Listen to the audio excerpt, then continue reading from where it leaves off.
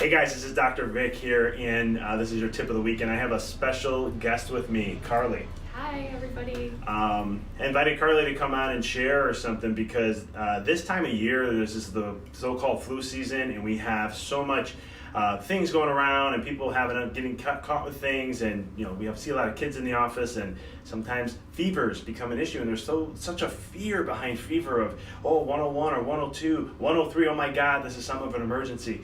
And Carly, actually, her daughter Ava went through something along those lines, and I'm not going to steal her thunder. So, can you mind sharing just a little bit about what happened in the story? Yes, I will. So, first and foremost, my daughter is 2 years old, so she's pretty little.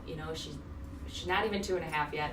And it was on a Tuesday afternoon. I felt like something was coming the night before. She woke up. She had a cough and a cold. She felt a little bit warm to me, but with any mom or parent, it would be considered like a really low-grade fever. So I just, kept an eye on her that day.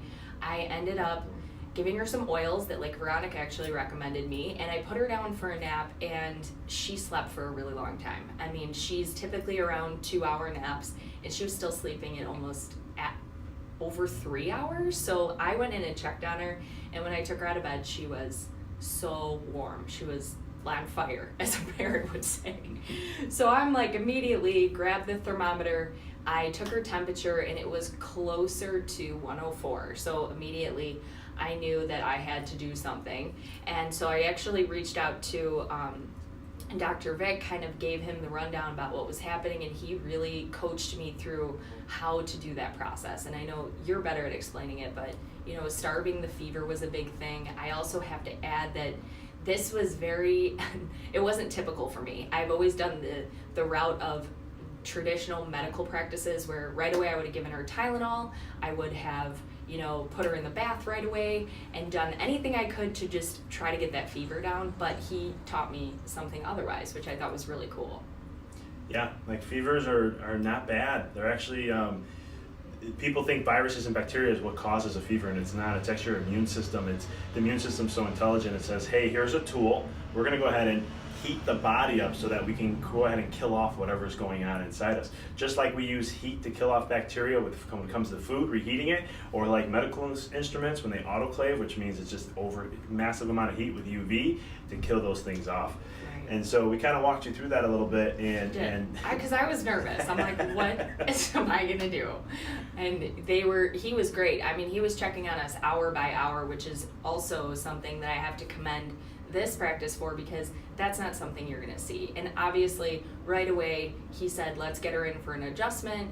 I also made an appointment with my pediatrician because I thought that was smart, just in case anything else happens. And obviously, you would recommend that too, right, Dr. Vic?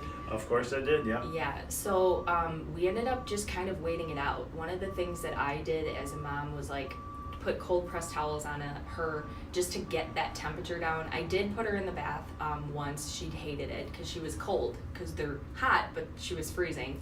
And but I do know that cold press on the towel and anywhere on the head was going to bring her temperature down, and we really just waited it out. It was a long night. It was a long 2 days, but getting her adjusted a few times and then taking her in and doing some supplements, we did. You recommended, right? Yeah. And the key thing is, guys, when it comes to fevers, it's you want to just, always for sure get, if it's getting up there in 103, 104, you want to go to a pediatrician just to make sure there's no emergency. There's nothing like a meningitis, and I can go and list all these names off, but you want to rule that out. But after that, it's really then, if there isn't anything serious, you want to ride out the fever. It's going to be fine. There's not going to be a seizure. That doesn't happen. I know, I experienced those as a kid. It's one of those things where it's just, you let the body do its thing, and it will eventually clear itself. And the adjustments were crucial because they say in chiropractic we break an adjustment, but we don't use those terminologies. But it helps to boost the immune system to let it fight faster so that it can go ahead and break that. But one of the things I wanted to ask though, when you saw that 104 or 105, I mean that's up there. I was freaking out. Yeah, I was gonna say, because I know moms, they get a little worried. I mean, I don't mean to laugh. I'm laughing now because it's over. But yes, I was nervous. And it was a miserable couple days, right? Yeah, we were tired. She had no strength. She didn't want to eat anyways. I mean, the babies the kids will tell you what they need. I mean, she wasn't going to ask for food or drink. If anything, it was going to be water, and that was all I was going to give her, because otherwise, I don't know, you could probably say what sugar would do in that type of situation, like if I were to give her something other than water. Yeah, you know what I do. So anytime you're ever under the weather, never sugar, no dairy, no carbs, and if you have a fever, as you said earlier, you want to starve it, because the liver is really overactive at that time, so you don't want to make sure that you're not stressing it more. It's already trying to figure out all the things it needs to do. So that's why, and the kids will know, like I love how you said that. Kids will always know when it comes to what they need. And if they start asking for food, that's a thumbs up. Right, and that's kind of how she was at the end. So we did take her to the my pediatrician as well, and they sent us home with vitamin D drops, extra probiotics, and the recommendation of colloidal silver, which we had already been giving her. So really with those 3 things, those were like the primary, things that I was using with Ava. That was it.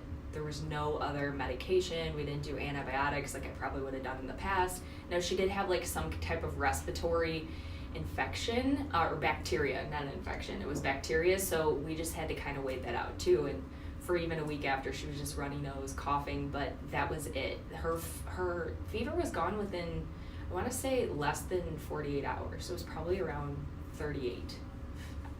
You're pretty good there. 38, right on the dot. Look at that, like 38 hours, boom. And again, guys, and that's the thing too. Like one of the indicators, just a little extra tidbit on fevers. 101 is a virus, and 102.5 or higher is bacteria. So just something to know how the immune system works and what it's doing to starve that for the most part. So, anything else? I think that's about it. I would just encourage you. I mean, if you ever want to reach out to me, just if you need a mom's advice, feel free to reach out to me. But he and Veronica would be such great people. Even Dr. Bo as well. Reach out to them. They'll walk you through it. I'm not a doctor, so maybe I should be recommending myself. But he's going to lead you into the right direction, and I would have known. The adjustments are helping, and I would also say that Ava's adjusted regularly, so that might have had something to do with it too, right? Oh, massively, yeah. But kids who get adjusted regularly, when they have, like, I always say, if a child who doesn't get adjusted regularly has a 104, 105, that can be an immune system just going crazy. Yeah. But if it's someone who is getting adjusted, we know there's intelligence in play. There's not a lot of interference, and so the communication systems in the body are working really well. So we know that it's doing it for a purpose, and we just have to sit back, monitor, cold presses like you did, starve the fever, and get adjustments. Vitamin D is great. Probiotics are awesome. Colloidal silver is another one, and just allow the body to do what it does. Yes, and then also take them for yourself. All 3 of those things. Because otherwise you're going to get whatever they had.